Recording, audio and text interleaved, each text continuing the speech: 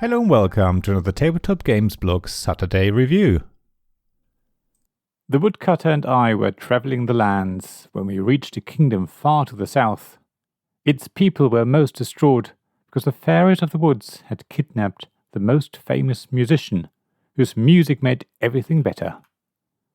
Of course, we agreed to help the people without hesitation. We ventured into the forest and peeked under every leaf and fern and beneath the shelf of every mushroom, until we finally found the musician, surrounded by angry fairies. Overjoyed, they played an enchanting lullaby that made the fairies go to sleep and allowed us to escape. After reuniting the musician with the people, we were celebrated as heroes, and from that moment on, we were both known as The Fox and the Forest Duet by Foxtrot Games from Renegade Games Studios. A magical story sets the scene for this two-player cooperative trick-taking game with a twist. As you know, I've been rediscovering trick-taking games over the last couple of years or so, trying to introduce the people around me to this mechanism that played a huge part in my teenage years and early adulthood. Trick-taking has a very special meaning to me, and whenever I can successfully teach it to someone else, I am very, very happy. My wife learned how trick-taking worked a long while ago, thanks to The Crew, and both of us have enjoyed playing cooperative games together for even longer. So every time a cooperative trick-taking game crosses my path, I just have to try it out. The Fox in the Forest is no different. The first thing that strikes you when you look at the game box is the absolutely gorgeous art. Rainer Peroz has done an outstanding job with the cover image, as well as the card illustrations and game board. The illustrations immediately enchant you and draw you deeper into the game. At first glance, the rulebook seems very long and contains a lot of explanation, but a lot of it is there to explain how trick-taking works. It describes terms such as suit, trump, leading, following, and so on. For people who know nothing about trick-taking, this will be invaluable and should allow them to learn how to play the game pretty quickly. For everyone who knows trick-taking well, a large chunk of the rulebook can be skipped. What is left is actually really straightforward and immediately made sense to me. I usually learn a new game by reading the rules once, then setting up the game and reading the rules again as I take a few turns and play a couple of rounds. For the Fox and the Forest Duet, I was able to teach the game immediately after reading the rules once. The setup is really easy, with the game board giving you many clues as to what goes where. Playing the game is also really straightforward, if you know trick-taking. There are cards with special abilities, but these are printed on the cards themselves, and both players get a double-sided player aid card that explains them as well, and has on its reverse a description of what happens at round end. I just put both cards in the middle of the table, one with one side up, the other with the other, so that both sides were visible at the same time. So within 10 minutes you'll have the game set up and explained to a new player. Gameplay is also pretty quick. You basically play 11 tricks every round, and the game ends after 3 rounds, unless you win before then. The whole thing is over in 30 to 45 minutes, and that's when you take a little time to think. I'm sure you could finish a game in less than 30 minutes once you're more familiar with the cards and just keep playing trick after trick. The challenge in the Fox and the Forest Duet is to collect gems along a track, which represents a path in the magical forest where the musician is kept. Once you've collected all the gems, you win. If you don't achieve that before the end of the 3rd round, you lose. You also want to avoid leaving the track too often, because otherwise you will lose too.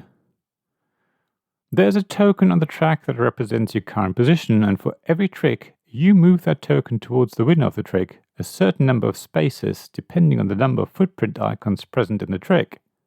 That sounds confusing, but the game is really all about ensuring the player wins the trick and can move a useful number of spaces without falling off the track. Wherever the token lands after a trick has been played, a gem is removed from the location. Getting to the end of the path without going too far is the hardest part. You will find that gems in the center of the path are removed quite easily, while gems at both ends start to pile up. In a lot of trick-taking games, you just want to win as many tricks as possible, but in The Fox and the Forest Duet, you have to make sure both players win tricks. Not only that, tricks need to be won at the right time by the right player. It's really quite a puzzle, and seasoned trick-taking players will take a while to get their heads around the idea. After all, this is a cooperative game, not a competitive one. Luckily, the special abilities of some of the cards can help you get to the gems more easily, or avoid you leaving the path and getting penalized. These cards can be lifesavers, but aren't always easy to get played. After all, you have to follow suit, so the best card isn't necessarily available when you need it. Speaking of cards with special abilities, there is a tiny niggle I have. All of the cards are symmetrical front and back, so there's no right way up for them except the special cards. They have a picture on them and a short description of the card's ability.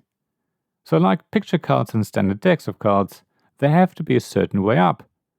If you leave them upside down, then you won't be able to see them when you fan out your hand of cards.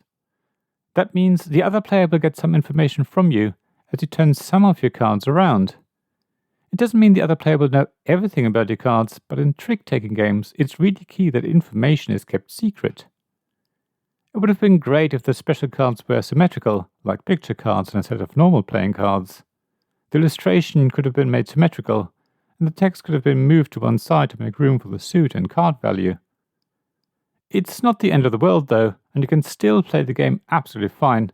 As I say, it's a minor niggle for me. Overall, the game is really lovely though. From the beautiful illustrations, the great component quality, the easy rules, to the overall puzzle of collecting the gems before time runs out. It's a game that my wife and I will play many times to come until we finally win. Then we can increase the difficulty further and try again until we beat the game once more. Then there's one more level of difficulty to really challenge us. The Fox and the Forest Duet is definitely going to stay in the collection and the sort of game I'll take with us. It comes in a small box and it doesn't take up much room on the table. On a dry and calm day, you can easily play it outdoors as well. So if you're looking for a two-player cooperative trick-taking game that will entertain you for a long time to come, then The Fox and the Forest Duet is definitely for you. Thank you for listening to this Tabletop Games Blog's Saturday Review podcast. Please check the description below for links mentioned in this episode, as well as to the written version of this article on the blog.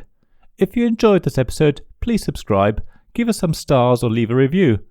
Please also tell your friends about me, and if you want to offer financial support, check out my Patreon and Ko-fi pages, links to which you'll find in the blog at tabletopgamesblog.com. So thank you again for listening, and I hope to see you again soon. This podcast was made possible by the generous help of my Patreon supporters. Royal Patrons Nicholas Higgins and Sean Newman. Magic Champion Zeb Hicks. Castle Guards David Miller and James Naylor. Dice Masters Alex Bardi, Paul Grogan and Robin Kay. And Shining Lights Gavin Jones, Sarah Reed, Richard Simpson and Tim Vernick.